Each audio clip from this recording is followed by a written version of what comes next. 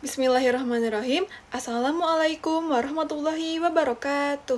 Alhamdulillahirabbil alamin wassalatu wassalamu ala asrofil anbiya'i wal mursalin wa ala alihi washabihi ajmain amma ba'du. Perkenalkan, nama saya Intan Nailatus Sadia dengan NIM 12470100041.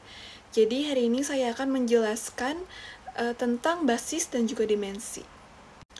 Vektor-vektor V1, V2, sampai dengan Vn membentuk basis untuk ruang vektor V jika dan hanya jika dua syarat utama terpenuhi. Apa aja sih syaratnya? Syarat yang pertama yaitu V1 sampai dengan Vn adalah bebas linier. Ini berarti bahwa tidak ada satupun dari vektor-vektor tersebut yang bisa dituliskan sebagai kombinasi linier dari vektor-vektor lainnya. Dengan kata lain, setiap vektor dalam himpunan itu benar-benar memberikan arah baru di ruang vektor, tidak ada yang saling tumpang tindih. Kebebasan linear ini penting karena kalau ada satu saja yang bisa dibentuk dari yang lain, maka dia tidak menambah dimensi apapun pada ruang tersebut. Syarat yang kedua yaitu himpunan V1 sampai dengan Vn merentang V.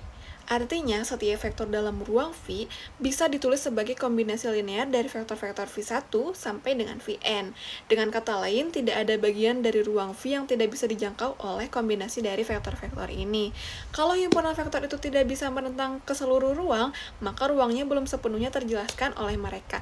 Jadi, hanya jika kedua syarat ini terpenuhi secara bersamaan, bebas linear dan juga merentang ruang, maka kita bisa menyebut bahwa vektor-vektor tersebut membentuk basis dari V. Selanjutnya, setelah kita menjelaskan basis, kita akan menjelaskan dimensi. Kita akan masuk ke konsep dimensi. Misalkan, V adalah suatu ruang vektor. Jika V memiliki suatu basis yang terdiri dari n vektor, maka kita katakan bahwa dimensi dari V adalah n. Jadi, dimensi ini sebenarnya hanya menunjukkan jumlah vektor dalam suatu basis. Karena basis itu sudah menjelaskan seluruh isi ruang, maka jumlah vektor dalam basis menggambarkan seberapa luas atau besar ruang vektor itu secara struktur aljabarnya. Sebagai contoh, ruang R2 itu memiliki dimensi 2 karena basisnya terdiri dari dua vektor. Begitu juga ruang R3 memiliki dimensi 3 karena basisnya terdiri dari 3 vektor. Semakin tinggi dimensinya, makin banyak arah yang kita butuhkan untuk menjangkau seluruh ruang. Khusus untuk ruang bagian 0 dari V, yaitu ruang yang hanya berisi vektor 0 saja, kita sepakati bahwa dimensinya adalah 0, karena tidak ada arah yang dibutuhkan untuk membentuk vektor 0. Kemudian, kita juga mengenal dua jenis ruang vektor berdasarkan dimensinya. Pertama, jika terdapat himpunan berhingga vektor yang bisa merentang V, maka kita sebut bahwa V adalah ruang vektor berdimensi hingga. Artinya kita cukup menggunakan sejumlah vektor tertentu, bukan tak hingga, untuk menjelaskan seluruh isi ruangnya.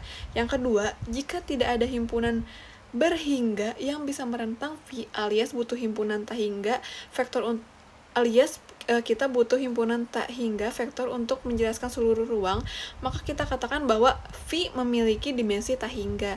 Contoh dari ruang berdimensi tak hingga biasanya muncul di ruang fungsi atau deret yang tak terhingga, yang tidak bisa dijelaskan hanya dengan sejumlah vektor tetap. Jadi, itulah penjelasan dari basis dan juga dimensi. Rabbi zidni ilman warzuqni fahman, ya Allah fasihkanlah lisanku untuk dapat melafalkan ayat-ayatmu. Sekian dari saya, mohon maaf bila masih banyak kesalahan. Billahi taufiq wal hidayah. Wassalamualaikum warahmatullahi wabarakatuh.